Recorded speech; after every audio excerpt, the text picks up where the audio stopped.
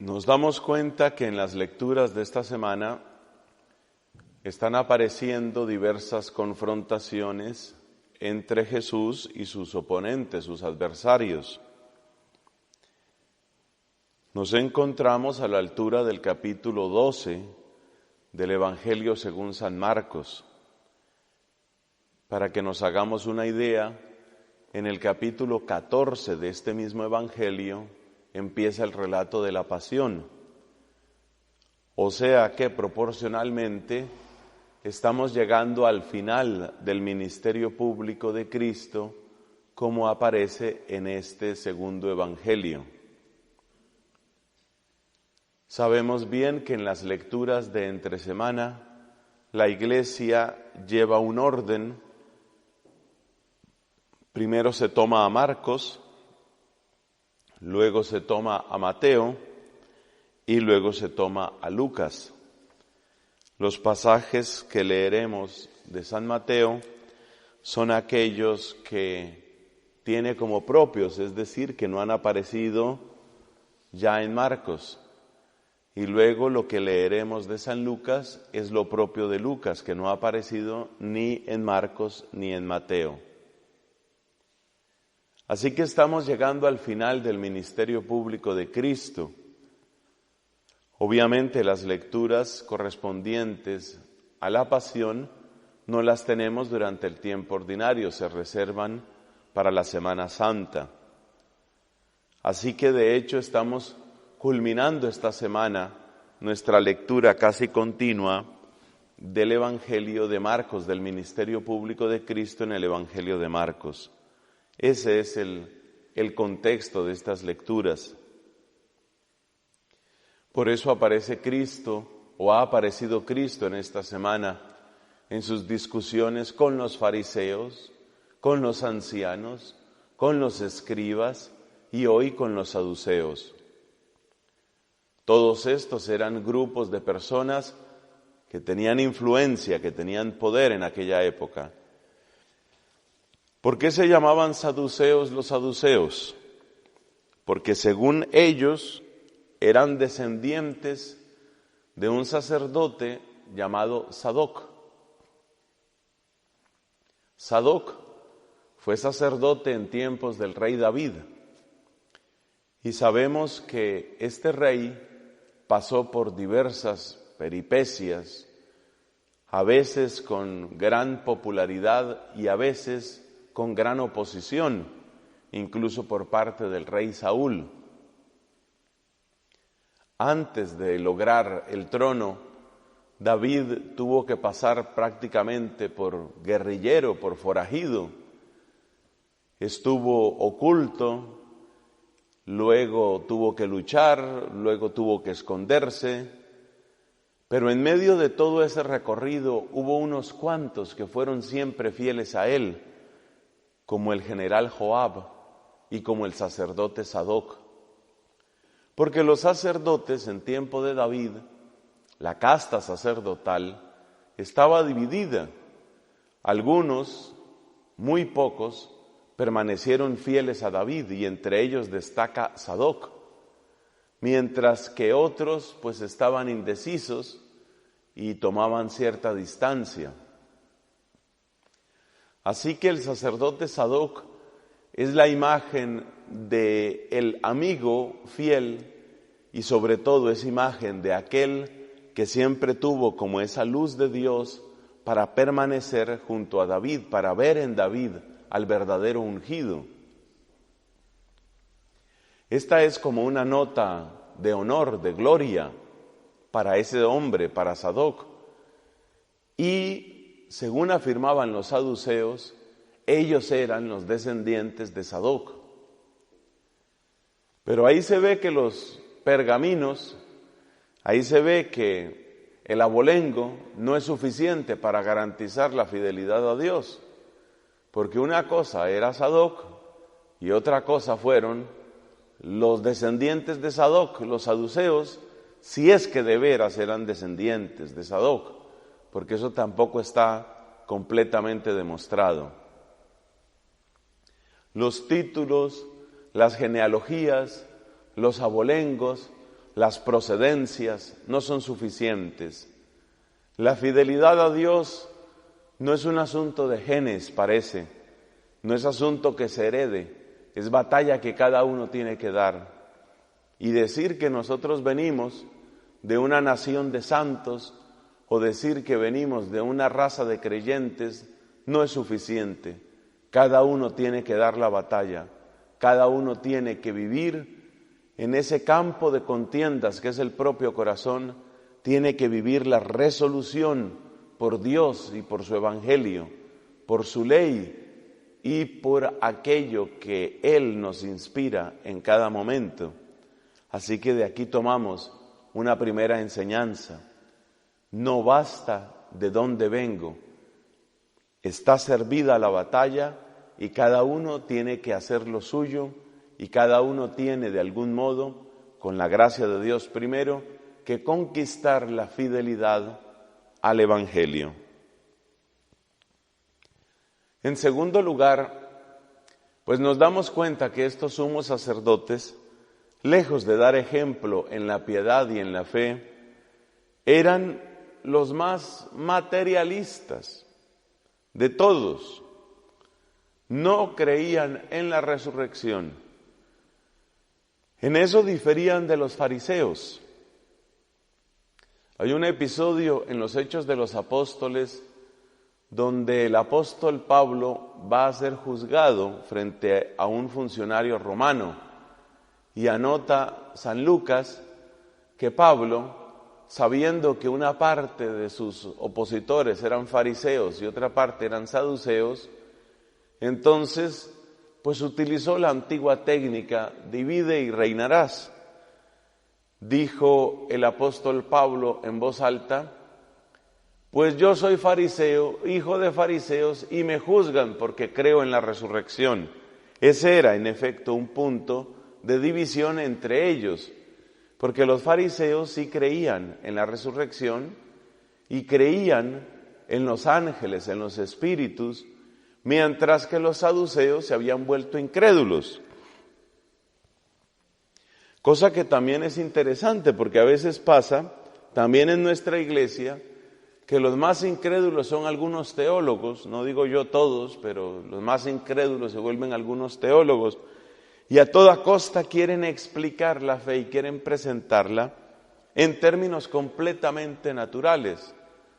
Así, por ejemplo, hay un autor de bastante renombre por estos días en España, que tiene la característica al hablar de Jesucristo que nunca lo sube de profeta. Por eso comentaba alguno en internet que este autor, que pasa por cristólogo, sería las delicias de los musulmanes, porque para los musulmanes, efectivamente, pues Cristo es un profeta, uno entre muchos, mientras que el profeta es Mahoma. Pues parece que, según dice este teólogo que supuestamente es católico, Cristo sería eso, sería un profeta. Esto tiene que hacernos reflexionar. ¿Por qué en nuestra época encontramos teólogos incrédulos, incapaces de afirmar con la boca llena y con el corazón jubiloso la divinidad de Jesucristo, por ejemplo? ¿Por qué tantos remilgos y reparos en afirmar la fe? ¿Por qué tanta necesidad de poner 28 pies de página cuando se trata de decir las cosas más elementales, las más centrales de la fe? Pues parece que sacerdotes y teólogos en igual o parecido riesgo estamos, y creo que la explicación se la escuché muy clara al que fue mi maestro de novicios, que de Dios goce. Decía él, de estar uno manipulando vasos sagrados y de estar uno llevando para una parte y para otra los objetos del culto, pues a veces puede perderles el respeto. Y decía en la misma tónica que el teólogo, de estar paseando por su boca para arriba y para abajo, Jesús, la Biblia, el Evangelio, pues se vuelve objeto cotidiano y se pierde esa necesaria y saludable distancia, que no es distancia de lejanía, sino solamente de reverencia y de reconocimiento de la grandeza. Eso es lo que es propio del temor de Dios. Por eso hay que pedir ese don del Espíritu Santo. Ese nos sobra, ese se necesita, así como se necesitan los otros. Así que tenemos que pedir el don del temor de Dios, tenemos que pedir al Señor que nosotros, no por estar metidos en la capilla tantas horas, no por estar paseando sacristías, vayamos a perder esa conciencia de que el Dios que se hizo cercano para que lo amáramos, no se hizo cercano para que lo irrespetáramos, y que no nos vaya a suceder a nosotros lo que le pasó, por ejemplo, a los saduceos, o lo que vemos que lamentablemente sucede en uno que otro sacerdote o teólogo, que ya de estar manipulando y de estar masticando el nombre de Jesús en distintas circunstancias, pues entonces ya pierde esa conciencia de la grandeza y ya le resulta inútil. No se nos olvide que el apóstol San Pablo, por ejemplo, tenía conciencia del peligro en el que se encontraba. Por eso decía que él practicaba penitencia, y ascesis, y agrega, no sea que habiendo predicado a otros quede descalificado yo mismo. O sea que se reconocía en riesgo. Y algo parecido tiene Santiago el Menor en la carta que lleva su nombre en el Nuevo Testamento. Dice Santiago, no queráis todos ser maestros, porque recibiremos juicio más estricto nosotros. Evidentemente, ese también se reconocía en peligro. Los saduceos, entonces, son como un ejemplo de eso que puede pasarnos a todos. Y digo todos porque quienes estamos hoy aquí, yo creo que somos gente que por una razón o por otra, pues estamos continuamente en ese trato, incluso el trato que se da entre nosotros. En mi provincia, en mi comunidad, hubo costumbre años atrás de enseñar desde el primer momento en el noviciado que la manera de dirigirse un religioso a otro no era simplemente ni de tú ni de usted siquiera, sino aún con más respeto. La expresión era su reverencia. Entonces, eso resultaba un poco cómico al principio, porque pues estos muchachos recién llegados, bastante jóvenes y muchas veces informales en su trato, pues tenían que aprender a utilizar ese lenguaje, y su reverencia para arriba, su reverencia para abajo. Después ya se volvió también un asunto un poco cómico, y hoy no se utiliza en mi provincia, no sé cómo sea en otras partes o cómo haya sido en otras partes, pero creo que es interesante porque hace ver que esos formadores antiguos tenían conciencia de que no solo los cálices o los leccionarios, no solamente los templos o las imágenes son sagrados, sino que lo primero que es sagrado es el hermano, es el prójimo.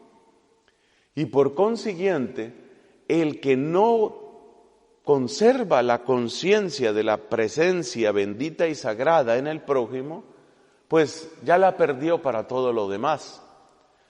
Bueno, toda esta explicación nos ayuda a entender lo que parece que sucedía con los saduceos. Ya le habían tomado bastante confiancita a Dios, ya lo tenían como cosa y no como sujeto, como persona, mucho menos como centro de sus vidas. Pero no es solamente un asunto de irrespeto, es asunto de puro y neto materialismo. Eran materialistas, sacerdotes, pero materialistas. Nada de espíritus, nada de resurrección. Admitían sí que había un Dios. Quizás estos sacerdotes habían caído a tempranas horas en lo que posteriormente se llama en la historia de la Iglesia el deísmo, que fue tan propio de la Ilustración, de la época de la Ilustración. El deísmo reconoce sí que hay un Dios, reconoce que hay un Dios, pero ese Dios lo pone a tal distancia y lo pone tan indiferente a los asuntos de este mundo que ese supuesto Dios realmente poco tiene que ver con la vida humana. La vida humana la resolvemos nosotros, y así obraban los saduceos, hábiles, muy hábiles para la política, muy hábiles para manejar el lenguaje y para moverse con cierta astucia, con gran inteligencia, en ese ambiente tan complejo del siglo I de nuestra era. ¿Por qué necesitaban esa habilidad? Pues porque había un invasor, que era el Imperio Romano.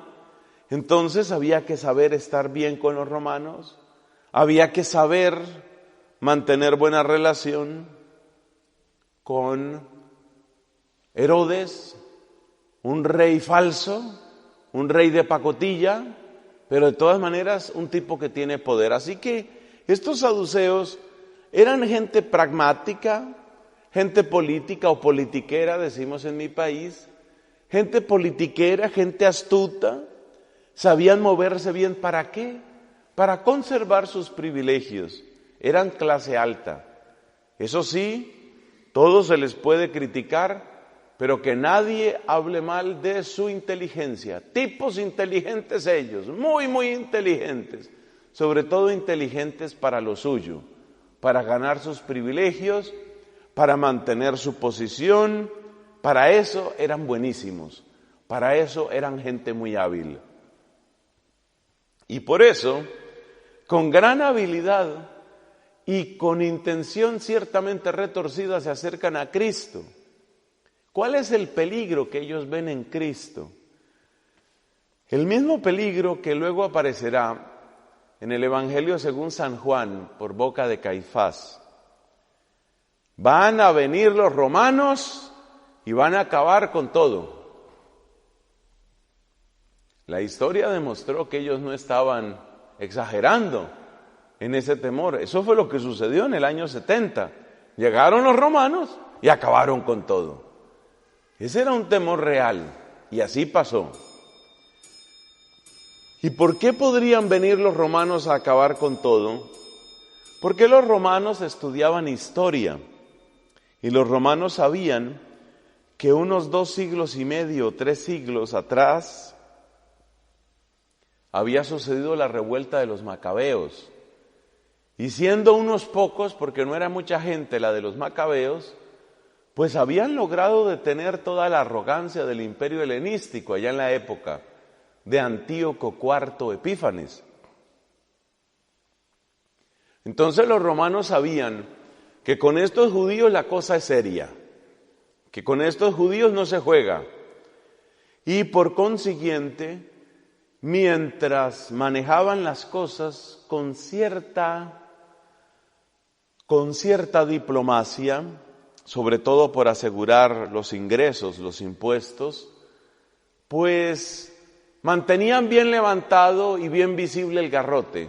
Y los judíos se daban cuenta de que ese garrote estaba ahí. Es decir, había una amenaza permanente de los romanos de acabar con todo. Tú que te levantas, tú que te pones de revolucionario, ponte a jugar de revolucionario y yo juego a martillarte el cráneo, a ver quién gana. Ese es el lenguaje que hay entre romanos y judíos.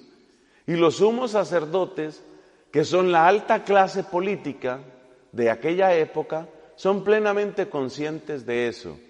A la menor revuelta que se presente aquí, el garrotico ese que hemos visto cae sobre nosotros. Y los primeros que tendremos que aguantar el golpazo seremos nosotros.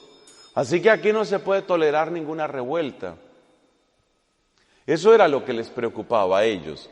Estaban cuidando de lo suyo. Estaban interesados en sus privilegios.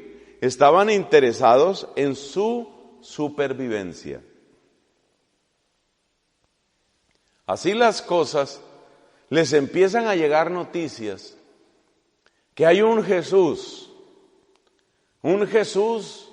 de Nazaret, que anda haciendo milagros, que predica muy bonito, y la gente le cree. Mala noticia. La gente lo sigue. Pésimo, va mal, le veo mala cara a eso. Otra noticia. Mira, que por allá en Cafarnaún hizo un milagrazo el tal Jesús ese. Y la gente ya dice que ese es el Mesías. ¡Ay, caramba, Mesías! Esa es la peor palabra que podían oír los saduceos. Porque la palabra bomba, la palabra explosiva por excelencia es la palabra Mesías. ¿Tú sabes lo que quiere decir Mesías? Sí sabes. Mira, Mesías quiere decir que entonces Herodes no es rey. Si hay un Mesías, quiere decir que va a quedar a la vista de todo el mundo que Herodes es un impostor. Y entonces va a venir guerra civil porque Herodes no va a soltar lo suyo. ¿Cómo sería el miedo que tenía Herodes? Que había construido un palacio simplemente para protegerse él. Se conservan las ruinas, se descubrieron no hace demasiado, unas cuantas décadas, las ruinas del Herodianum se le llama, el palacio que hizo Herodes. Y es el palacio más ridículo del mundo porque parece una prisión federal. Realmente lo que hizo Herodes fue una prisión para protegerse él, una especie de búnker, porque él vivía en la paranoia, él vivía muerto de miedo que lo iban a acabar, porque la gente tenía que saber que él no era ningún rey, él era de ascendencia idumea, él no era ni siquiera judío, un impostor. Entonces, que venga un profeta a decir que es el Mesías, o que la gente diga que ese es el Mesías, ¿qué significa? Guerra civil. Herodes no se va a dejar, Herodes va a pelear contra esos, y esos van a pelear contra Herodes. Pero lo más grave no es eso. Lo más grave es que a la voz de que hay un Mesías, se monta la revuelta contra los romanos. ¿Y te acuerdas el garrotico ese que tienen? Bueno, con ese garrote nos van a caer y nos van a acabar a todos. O sea que la palabra Mesías es la palabra peligrosa, es la palabra explosiva, es la palabra más temida y detestada por los saduceos. No puede haber Mesías.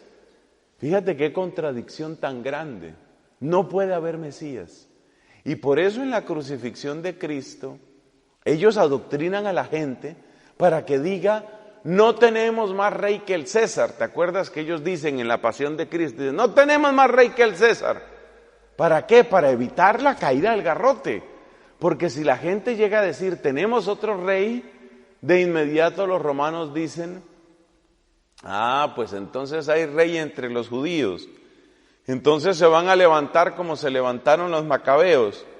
Entonces pues ya saben lo que hay que hacer. Garrote con ellos, se acaba esa gente. Por esa razón, los saduceos detestan a Jesucristo, pero entonces dicen, ¿qué se hace para neutralizar a Cristo? Tienen miedo a la gente, porque como ya la gente había empezado a hablar que Él era el Mesías y querían coronarlo rey, ellos decían, si lo atrapamos, si lo encerramos por la fuerza, entonces la gente se va a levantar contra nosotros. Si lo dejamos actuar, vendrá problema, guerra civil con la gente de Herodes y vendrá el garrote de los romanos. Pero si lo agarramos por la fuerza, se nos viene encima el pueblo y viene otra revuelta y también nos caen los romanos. ¿Qué se hace? Como eran gente tan inteligente, porque eso sí tenían altísimo coeficiente intelectual, entonces ellos dijeron, mire, lo que hay que hacer es desacreditarlo. Vamos a ponerlo en ridículo. Si la gente ve que su tal Mesías es un payaso ridículo, que no entiende ni siquiera de la ley, pues la gente se irá desanimando y ahí verá que se va perdiendo el entusiasmo y dejamos todo tranquilo, quieto, y de esa manera pues podemos seguir disfrutando la buena vida que vamos llevando. Esa era la idea de los saduceos, y esa es toda la historia que está detrás del texto que oímos hoy.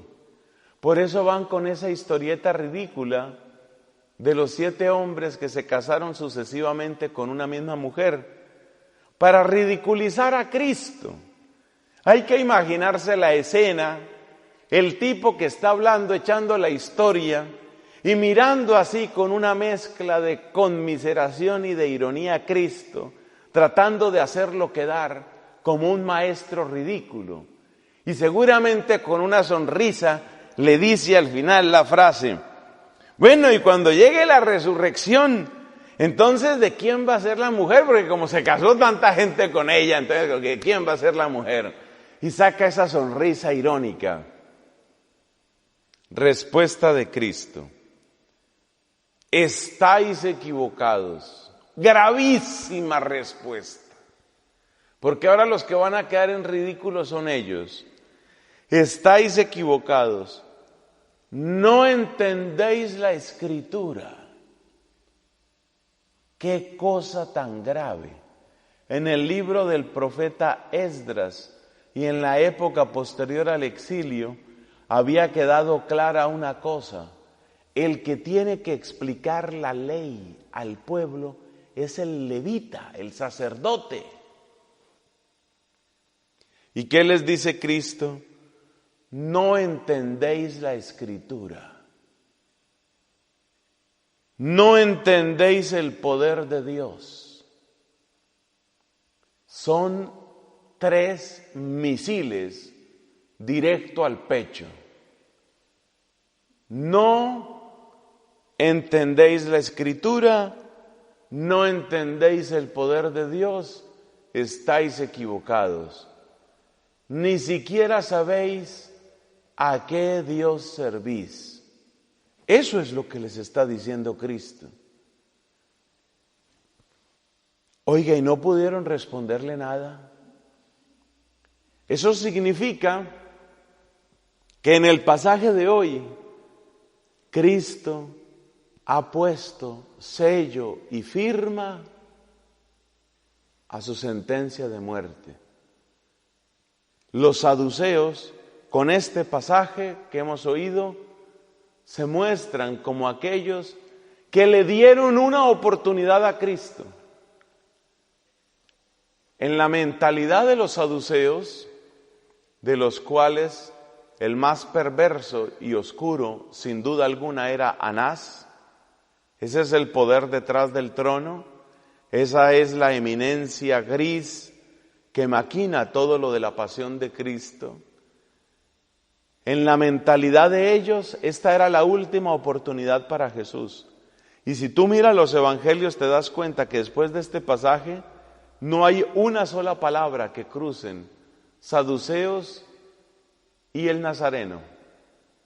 De aquí en adelante, la siguiente vez que se encuentren, será en el Sanedrín y ya para condenarlo. Esta era la última oportunidad. En la mente de ellos, esta era la misericordia, entre comillas, que iban a tener con Jesús. Tratamos de darte una salida decorosa. Procura quedar tú como payaso ridículo y verás que se disuelve todo y tú te quedas por allá en tu Galilea y te dedicas a lo tuyo y déjanos a nosotros que hagamos lo que se nos dé la regalada gana en Jerusalén. Pero Jesús no hizo eso. No cabe que un profeta muera fuera de Jerusalén. Jesús denuncia la mentira espantosa en la que han vivido estos saduceos y firma su sentencia de muerte. Como esto no funcionó, ya lo único que queda es, hay que buscar un traidor, hay que infiltrar ese grupo de incondicionales que tiene y hay que lograr la manera de sacarlo de la escena con un golpe certero, nocturno, preciso, de modo que la gente no alcance a reaccionar. Por supuesto, estoy describiendo lo que luego sucedió en la pasión de Cristo. Bueno, pidamos al Señor, después de todo este recorrido, pidamos al Señor misericordia. Pidamos al Señor un corazón humilde. Que nosotros no nos fiemos del pasado, no nos fiemos de la virtud pasada, ni la propia, ni mucho menos la de la raza o país de donde venimos. Nada de eso. Nada de eso. Solo un corazón humilde, solo un corazón arrepentido, solo un corazón creyente, solo eso, puesto muy delante de Dios para implorarle que tenga compasión de nosotros y del mundo entero. Solo eso, un corazón arrepentido, humilde y creyente que clame misericordia para entonces nosotros decirle a Jesús: reina tú en nuestros corazones, ven a ser tú el Señor de nuestras vidas, ven a tomar posesión del trono preparado para ti desde antes de la creación del mundo. Que esa humildad, que esa reverencia, que ese espíritu de adoración, que ese santo espíritu de temor de Dios esté en nosotros, para que Jesús sea verdaderamente nuestro Rey y nuestro Mesías, y para que así también su gloria brille en nuestras vidas. Amén. Nos damos cuenta que en las lecturas de esta semana están apareciendo diversas confrontaciones entre Jesús y sus oponentes, sus adversarios. Nos encontramos a la altura del capítulo 12 del Evangelio según San Marcos. Para que nos hagamos una idea, en el capítulo 14 de este mismo Evangelio empieza el relato de la pasión. O sea que proporcionalmente estamos llegando al final del ministerio público de Cristo, como aparece en este segundo Evangelio. Sabemos bien que en las lecturas de entre semana la Iglesia lleva un orden. Primero se toma a Marcos, luego se toma a Mateo y luego se toma a Lucas. Los pasajes que leeremos de San Mateo son aquellos que tiene como propios, es decir, que no han aparecido ya en Marcos. Y luego lo que leeremos de San Lucas es lo propio de Lucas, que no ha aparecido ni en Marcos ni en Mateo. Así que estamos llegando al final del ministerio público de Cristo. Obviamente las lecturas correspondientes a la pasión no las tenemos durante el tiempo ordinario, se reservan para la Semana Santa. Así que de hecho estamos culminando esta semana nuestra lectura casi continua del Evangelio de Marcos, del ministerio público de Cristo en el Evangelio de Marcos. Ese es el contexto de estas lecturas. Por eso aparece Cristo, o ha aparecido Cristo en esta semana, en sus discusiones con los fariseos, con los ancianos, con los escribas y hoy con los saduceos. Todos estos eran grupos de personas que tenían influencia, que tenían poder en aquella época. ¿Por qué se llamaban saduceos los saduceos? Porque según ellos eran descendientes de un sacerdote llamado Sadoc. Sadoc fue sacerdote en tiempos del rey David. Y sabemos que este rey pasó por diversas peripecias, a veces con gran popularidad y a veces con gran oposición, incluso por parte del rey Saúl. Antes de lograr el trono, David tuvo que pasar prácticamente por guerrillero, por forajido. Estuvo oculto, luego tuvo que luchar, luego tuvo que esconderse, Pero en medio de todo ese recorrido hubo unos cuantos que fueron siempre fieles a él, como el general Joab y como el sacerdote Sadoc. Porque los sacerdotes en tiempo de David, la casta sacerdotal, estaba dividida. Algunos, muy pocos, permanecieron fieles a David y entre ellos destaca Sadoc, mientras que otros pues estaban indecisos y tomaban cierta distancia. Así que el sacerdote Sadoc es la imagen de el amigo fiel y sobre todo es imagen de aquel que siempre tuvo como esa luz de Dios para permanecer junto a David, para ver en David al verdadero ungido. Esta es como una nota de honor, de gloria para ese hombre, para Sadoc. Y según afirmaban los saduceos, ellos eran los descendientes de Sadoc. Pero ahí se ve que los pergaminos, ahí se ve que el abolengo no es suficiente para garantizar la fidelidad a Dios, porque una cosa era Sadoc y otra cosa fueron los descendientes de Sadoc, los saduceos, si es que de veras eran descendientes de Sadoc, porque eso tampoco está completamente demostrado. Los títulos, las genealogías, los abolengos, las procedencias no son suficientes. La fidelidad a Dios no es un asunto de genes, parece, no es asunto que se herede, es batalla que cada uno tiene que dar. Y decir que nosotros venimos de una nación de santos o decir que venimos de una raza de creyentes no es suficiente. Cada uno tiene que dar la batalla, cada uno tiene que vivir en ese campo de contiendas que es el propio corazón, tiene que vivir la resolución por Dios y por su evangelio, por su ley y por aquello que Él nos inspira en cada momento. Así que de aquí tomamos una primera enseñanza. No basta de dónde vengo. Está servida la batalla y cada uno tiene que hacer lo suyo y cada uno tiene de algún modo, con la gracia de Dios primero, que conquistar la fidelidad al Evangelio. En segundo lugar, pues nos damos cuenta que estos sumos sacerdotes, lejos de dar ejemplo en la piedad y en la fe, eran los más materialistas de todos. No creían en la resurrección. En eso diferían de los fariseos.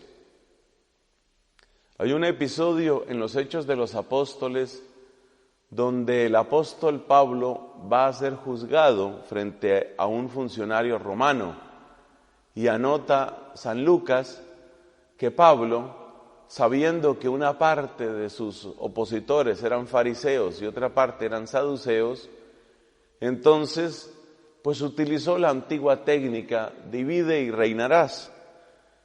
Dijo el apóstol Pablo en voz alta, pues yo soy fariseo, hijo de fariseos, y me juzgan porque creo en la resurrección.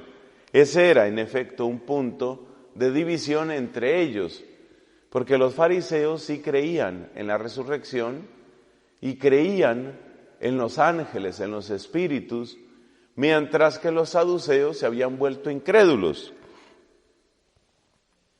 Cosa que también es interesante, porque a veces pasa, también en nuestra iglesia, que los más incrédulos son algunos teólogos, no digo yo todos, pero los más incrédulos se vuelven algunos teólogos, y a toda costa quieren explicar la fe y quieren presentarla en términos completamente naturales. Así, por ejemplo, hay un autor de bastante renombre por estos días en España que tiene la característica al hablar de Jesucristo que nunca lo sube de profeta. Por eso comentaba alguno en internet que este autor que pasa por cristólogo sería las delicias de los musulmanes, porque para los musulmanes Efectivamente, pues Cristo es un profeta, uno entre muchos, mientras que el profeta es Mahoma. Pues parece que, según dice este teólogo, que supuestamente es católico, Cristo sería eso, sería un profeta. Esto tiene que hacernos reflexionar. ¿Por qué en nuestra época encontramos teólogos incrédulos, incapaces de afirmar con la boca llena y con el corazón jubiloso la divinidad de Jesucristo, por ejemplo? ¿Por qué tantos remilgos y reparos en afirmar la fe? ¿Por qué tanta necesidad de poner 28 pies de página cuando se trata de decir las cosas más elementales, las más centrales de la fe? Pues parece que sacerdotes y teólogos en igual o parecido riesgo estamos, y creo que la explicación se la escuché muy clara al que fue mi maestro de novicios, que de Dios goce. Decía él, de estar uno manipulando vasos sagrados y de estar uno llevando para una parte y para otra los objetos del culto, pues a veces puede perderles el respeto. Y decía en la misma tónica que el teólogo, de estar paseando por su boca para arriba y para abajo, Jesús, la Biblia, el Evangelio, pues se vuelve objeto cotidiano y se pierde esa necesaria y saludable distancia, que no es distancia de lejanía, sino solamente de reverencia y de reconocimiento de la grandeza. Eso es lo que es propio del temor de Dios. Por eso hay que pedir ese don del Espíritu Santo. Ese nos sobra, ese se necesita, así como se necesitan los otros. Así que tenemos que pedir el don del temor de Dios, tenemos que pedir al Señor que nosotros, no por estar metidos en la capilla tantas horas, no por estar paseando sacristías, vayamos a perder esa conciencia de que el Dios que se hizo cercano para que lo amáramos, no se hizo cercano para que lo irrespetáramos, y que no nos vaya a suceder a nosotros lo que le pasó, por ejemplo, a los saduceos, o lo que vemos que lamentablemente sucede en uno que otro sacerdote o teólogo, que ya de estar manipulando y de estar masticando el nombre de Jesús en distintas circunstancias, pues entonces ya pierde esa conciencia de la grandeza y ya le resulta inútil. No se nos olvide que el apóstol San Pablo, por ejemplo, tenía conciencia del peligro en el que se encontraba. Por eso decía que él practicaba penitencia, y ascesis, y agrega, no sea que habiendo predicado a otros quede descalificado yo mismo. O sea que se reconocía en riesgo. Y algo parecido tiene Santiago el Menor en la carta que lleva su nombre en el Nuevo Testamento. Dice Santiago, no queráis todos ser maestros, porque recibiremos juicio más estricto nosotros. Evidentemente, ese también se reconocía en peligro. Los saduceos, entonces, son como un ejemplo de eso que puede pasarnos a todos. Y digo todos porque quienes estamos hoy aquí, yo creo que somos gente que por una razón o por otra, pues estamos continuamente en ese trato, incluso el trato que se da entre nosotros. En mi provincia, en mi comunidad, hubo costumbre años atrás de enseñar desde el primer momento en el noviciado que la manera de dirigirse un religioso a otro no era simplemente ni de tú ni de usted siquiera, sino aún con más respeto. La expresión era su reverencia. Entonces, eso resultaba un poco cómico al principio, porque pues estos muchachos recién llegados, bastante jóvenes y muchas veces informales en su trato, pues tenían que aprender a utilizar ese lenguaje, y su reverencia para arriba, su reverencia para abajo. Después ya se volvió también un asunto un poco cómico y hoy no se utiliza en mi provincia, no sé cómo sea en otras partes o cómo haya sido en otras partes, pero creo que es interesante porque hace ver que esos formadores antiguos tenían conciencia de que no solo los cálices o los leccionarios, no solamente los templos o las imágenes son sagrados, sino que lo primero que es sagrado es el hermano, es el prójimo. Y por consiguiente, el que no conserva la conciencia de la presencia bendita y sagrada en el prójimo, pues ya la perdió para todo lo demás. Bueno, toda esta explicación nos ayuda a entender lo que parece que sucedía con los saduceos. Ya le habían tomado bastante confiancita a Dios, ya lo tenían como cosa y no como sujeto, como persona, mucho menos como centro de sus vidas. Pero no es solamente un asunto de irrespeto, es asunto de puro y neto materialismo. Eran materialistas, sacerdotes, pero materialistas. Nada de espíritus, nada de resurrección. Admitían sí que había un Dios. Quizás estos sacerdotes habían caído a tempranas horas en lo que posteriormente se llama en la historia de la Iglesia el deísmo, que fue tan propio de la Ilustración, de la época de la Ilustración. El deísmo reconoce sí que hay un Dios, reconoce que hay un Dios, pero ese Dios lo pone a tal distancia y lo pone tan indiferente a los asuntos de este mundo que ese supuesto Dios realmente poco tiene que ver con la vida humana. La vida humana la resolvemos nosotros y así obraban los saduceos, hábiles, muy hábiles para la política, muy hábiles para manejar el lenguaje y para moverse con cierta astucia, con gran inteligencia, en ese ambiente tan complejo del siglo I de nuestra era.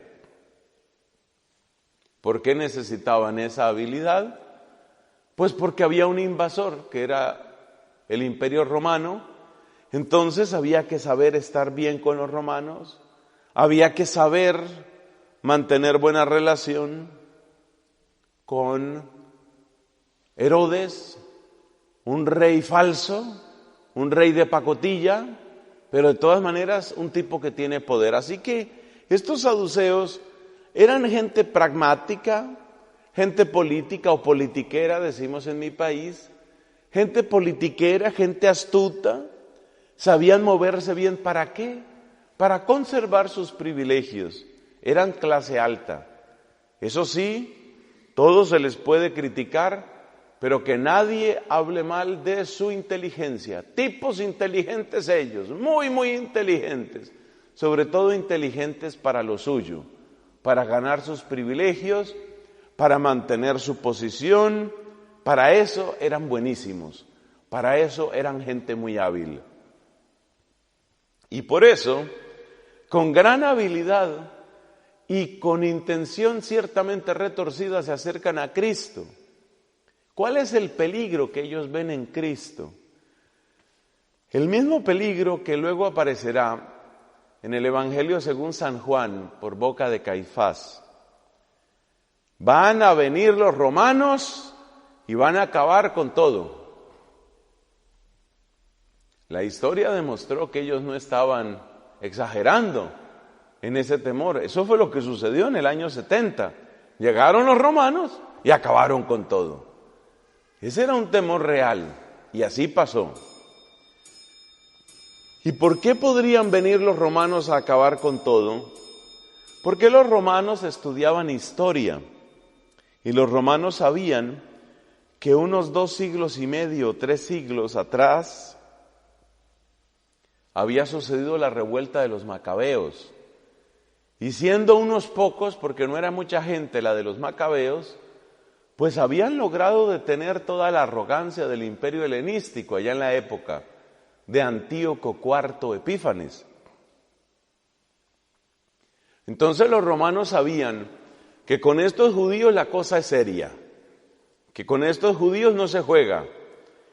Y por consiguiente, mientras manejaban las cosas con cierta diplomacia, sobre todo por asegurar los ingresos, los impuestos, pues mantenían bien levantado y bien visible el garrote. Y los judíos se daban cuenta de que ese garrote estaba ahí. Es decir, había una amenaza permanente de los romanos de acabar con todo. Tú que te levantas, tú que te pones de revolucionario, ponte a jugar de revolucionario y yo juego a martillarte el cráneo, a ver quién gana. Ese es el lenguaje que hay entre romanos y judíos. Y los sumos sacerdotes, que son la alta clase política de aquella época, son plenamente conscientes de eso. A la menor revuelta que se presente aquí, el garrotico ese que hemos visto cae sobre nosotros. Y los primeros que tendremos que aguantar el golpazo seremos nosotros. Así que aquí no se puede tolerar ninguna revuelta. Eso era lo que les preocupaba a ellos.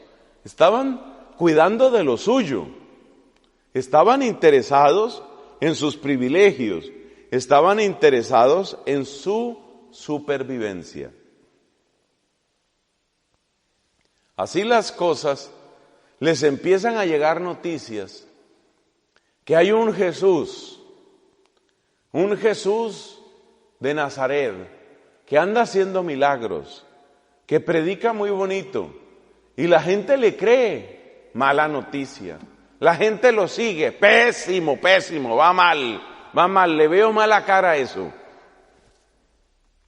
Otra noticia. Mira, que por allá en Cafarnaún hizo un milagrazo el tal Jesús ese. Y la gente ya dice que ese es el Mesías. ¡Ay, caramba, Mesías!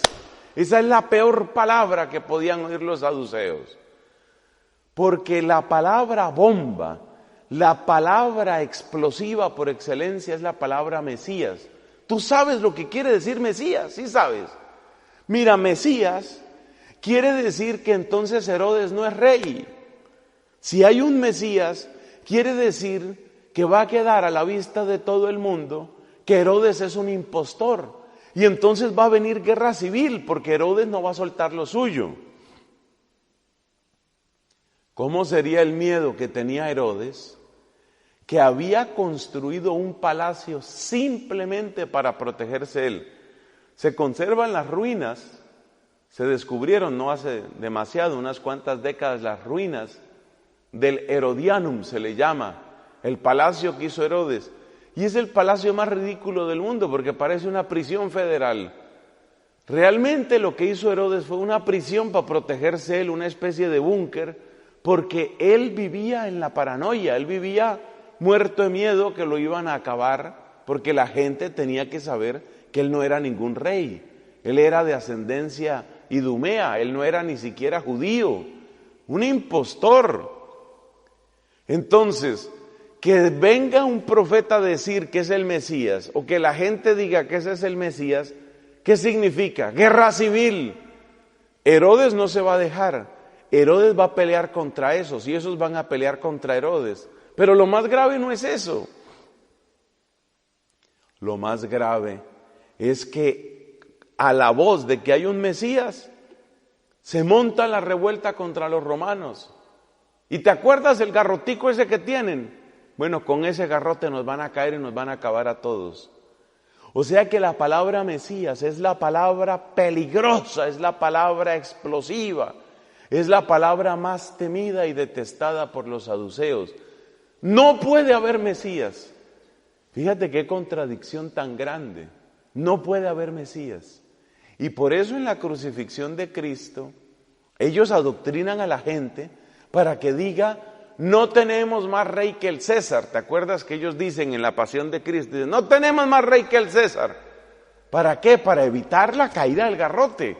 Porque si la gente llega a decir, tenemos otro rey, de inmediato los romanos dicen, Pues entonces hay rey entre los judíos.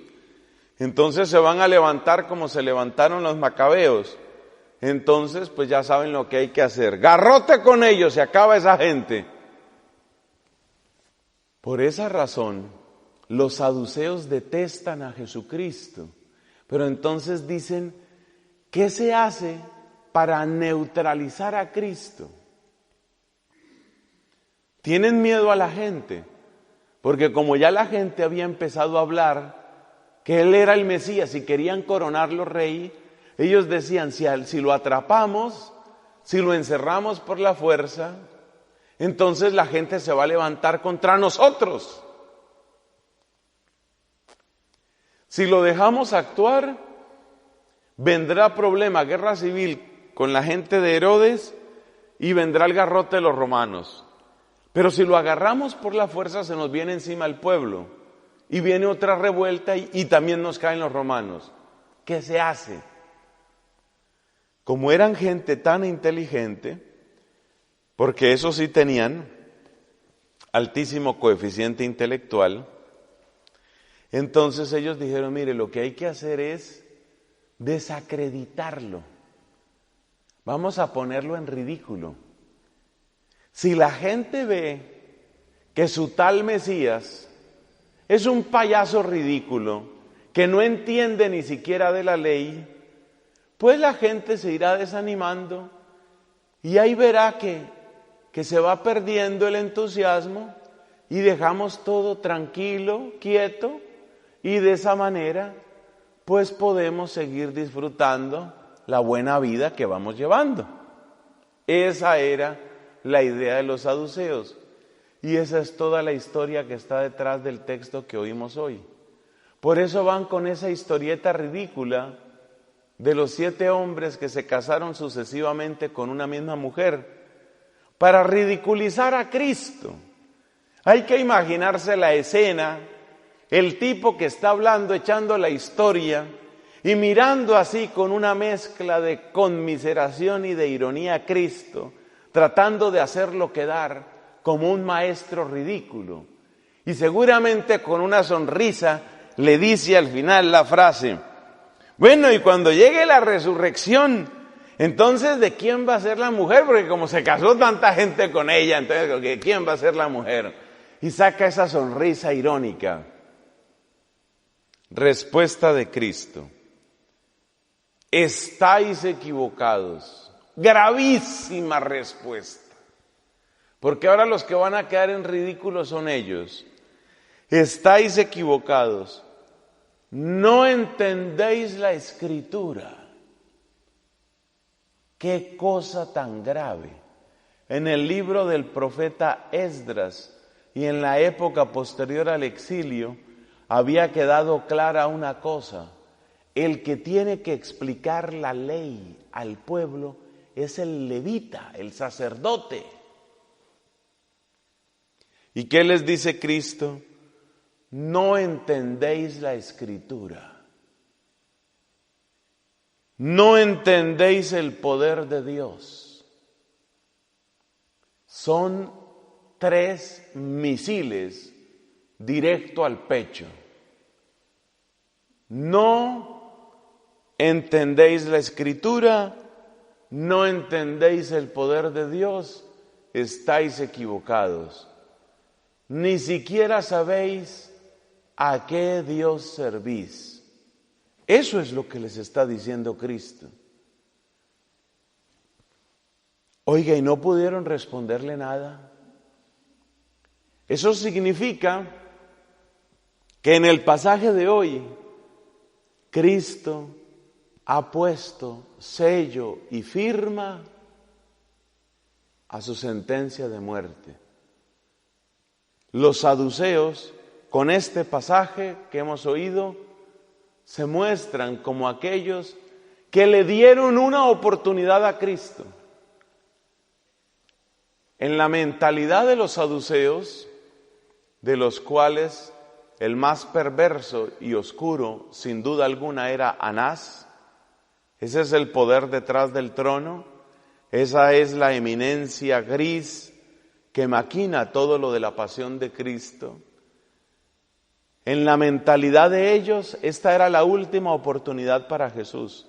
Y si tú miras los evangelios, te das cuenta que después de este pasaje, no hay una sola palabra que crucen saduceos y el nazareno. De aquí en adelante, la siguiente vez que se encuentren, será en el Sanedrín y ya para condenarlo. Esta era la última oportunidad. En la mente de ellos, esta era la misericordia, entre comillas, que iban a tener con Jesús. Tratamos de darte una salida decorosa. Procura quedar tú como payaso ridículo y verás que se disuelve todo y tú te quedas por allá en tu Galilea y te dedicas a lo tuyo y déjanos a nosotros que hagamos lo que se nos dé la regalada gana en Jerusalén. Pero Jesús no hizo eso. No cabe que un profeta muera fuera de Jerusalén. Jesús denuncia la mentira espantosa en la que han vivido estos saduceos y firma su sentencia de muerte. Como esto no funcionó, ya lo único que queda es, hay que buscar un traidor, hay que infiltrar ese grupo de incondicionales que tiene y hay que lograr la manera de sacarlo de la escena con un golpe certero, nocturno, preciso, de modo que la gente no alcance a reaccionar. Por supuesto, estoy describiendo lo que luego sucedió en la pasión de Cristo. Bueno, pidamos al Señor, después de todo este recorrido, pidamos al Señor misericordia. Pidamos al Señor un corazón humilde, que nosotros no nos fiemos del pasado, no nos fiemos de la virtud pasada, ni la propia, ni mucho menos la de la raza o país de donde venimos, nada de eso, nada de eso. Solo un corazón humilde, solo un corazón arrepentido, solo un corazón creyente. Solo eso, puesto muy delante de Dios para implorarle que tenga compasión de nosotros y del mundo entero. Solo eso, un corazón arrepentido, humilde y creyente que clame misericordia para entonces nosotros decirle a Jesús, reina tú en nuestros corazones, ven a ser tú el Señor de nuestras vidas, ven a tomar posesión del trono preparado para ti desde antes de la creación del mundo. Que esa humildad, que esa reverencia, que ese espíritu de adoración, que ese santo espíritu de temor de Dios esté en nosotros, para que Jesús sea verdaderamente nuestro Rey y nuestro Mesías, y para que así también su gloria brille en nuestras vidas. Amén.